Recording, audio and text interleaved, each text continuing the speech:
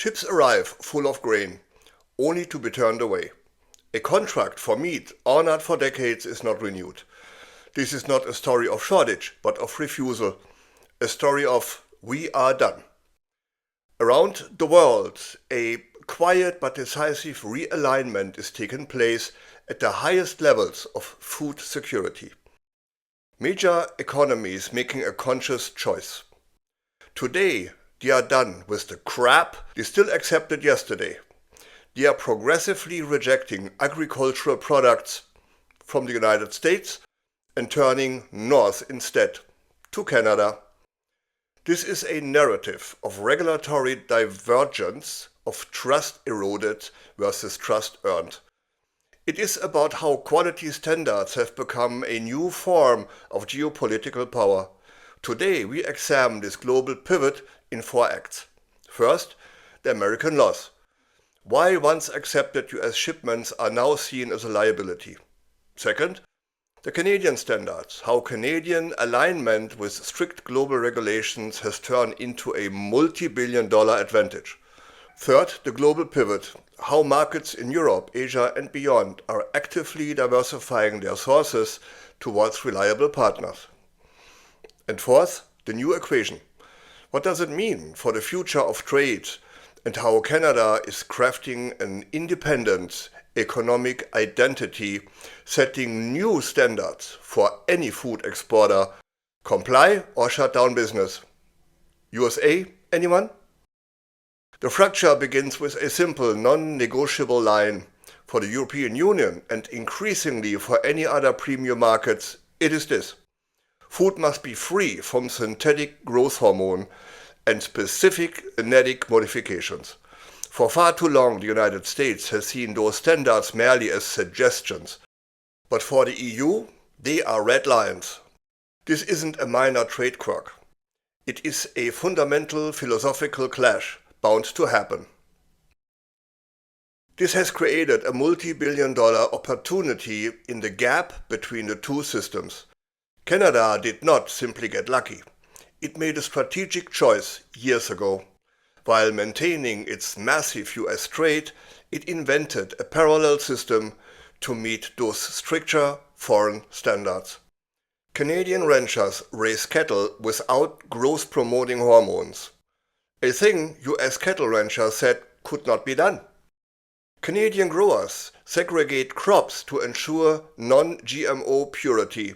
Again, apparently not possible in the US. The result? When the EU borders closed to US beef and corn, they instantly turned wide open to Canadian products. This is not charity. It is commerce built on deliberate compatibility. Canada is not just selling food, it is selling reliable certainty. The Canadian windfall extends far beyond the barn and the cornfield. Canada's compliance has unlocked a premium portfolio. Take corn, wheat and barley. While the US focuses on high-yield products, Canada has cultivated strains to meet exactly European milling standards, capturing the high-quality value of European bakery markets. France, Germany, anyone? Then the specialty crops. Lentils, peas, chickpeas.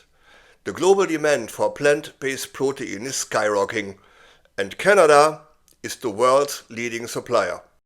Our canola oil, known for its healthy profile and stability, flows steadily into the kitchens from Berlin to Seoul. Our Canadian story is a story of economic diversification in its purest form. We are not just a resource of food and water, we are a supplier countries with high quality expectations can trust. And they do in high value nourishment markets. From staples to the specialties, Canada has built a brand synonymous with integrity to scale. And the world is flocking to that brand. But this is not merely a European story. The same qualities that appeals to Brussels are driving a global hedge. Nations like Japan and Mexico are not just buying food, they are buying supply chain security. After years of dealing with questionable US food quality, trade volatility and political swings, These seek reliable, high-quality partners. A contract with Canada is seen as a contract with stability, with science-based regulations and without geopolitical drama. Canadian standards have become a baseline of trust. It assures foreign governments and consumers alike that what arrives at their borders will be safe, traceable, and exactly as promised. In an era of disruptions, that assurance is worth a premium. This global pivot is a profound verdict. It reveals that for all its power, the US agriculture model has, by neglecting international quality standards, created a vulnerability of regulatory isolation that the world is increasingly unwilling to accommodate. So, what is truly happening here? This is not a story of American failure, but of Canadian foresight.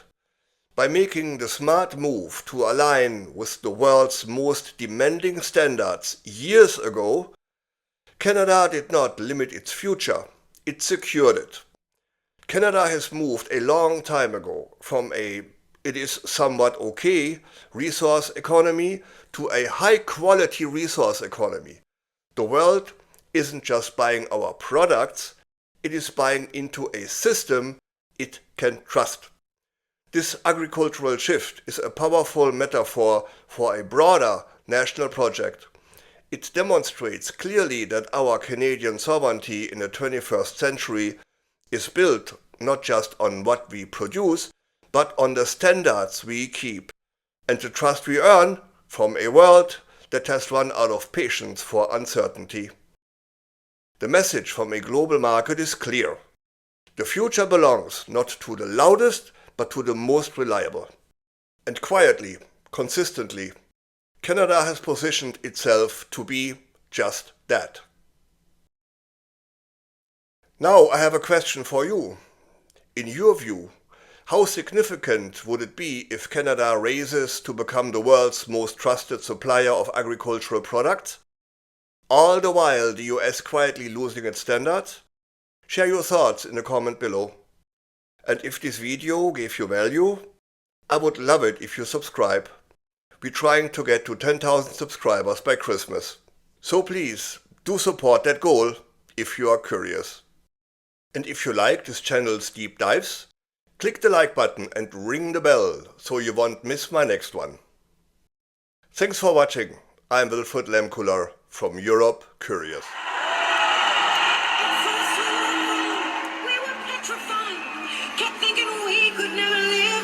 You by our side, and we spent so many nights thinking how you did us wrong. Now we've banded all together. Your tariff made us strong, and so you know you're not so great. There's not a snowball's chance in hell will be your 51st state. You really need our resources far more than we need you, so now just go. Walk out the door. We do not need you. You're not welcome anymore. Weren't you the one who instigated these trade fights? You'll soon grow to regret it when we turn off your lights and it does. We will survive. As long as we can think and what we know will stay alive. We have all we really need. We can live without your greed. We will survive. We will survive. There's mission. It's time anew. We're not that fledgling little country stealing all of you. We are now a nation proud that is happy to be free. You didn't realize you gave us our own identity, so now just go. We will survive. As long as we can think and what we know, stay alive. Yeah, but all we really need, we can live without your greed. We will survive. We will survive. We will survive. 51st state, my fucking ass. Go on, Canada.